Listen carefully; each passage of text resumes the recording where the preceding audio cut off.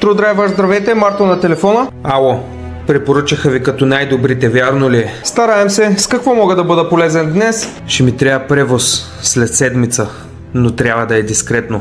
Разбира се, дискретността е наш приоритет. Трябва да е още по-дискретно. Искам колата да е отвратителна. Когато я погледне човек, да се обърне на другата страна. Искам да е незабележима. Добре. Тя ще ни откара до другата кола, която всъщност ще ме закара до адреса, който искам.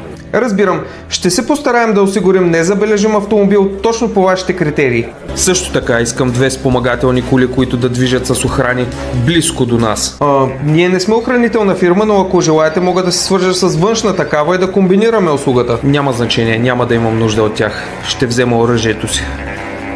Трябва ли да се тревожим за някаква опасност по време на пътя или? Ние живеем в матрицата. Никой не е в безопасност на този свят. Искам всичко да е изпипано до най-дребния детайл. Разбрах, ще ви изпратим абсолютно всички детайли по маршрута, така че ако имате още въпроси, моля позвънете на този номер или се свържете с нас на WhatsApp. И моля ви, без грешки и без излишни движения. До чуване. Някои хора са гледали супер много филми напоследък. Ало, шефе! Тук стана някаква тежка ситуация. Гонят ма супер много коли.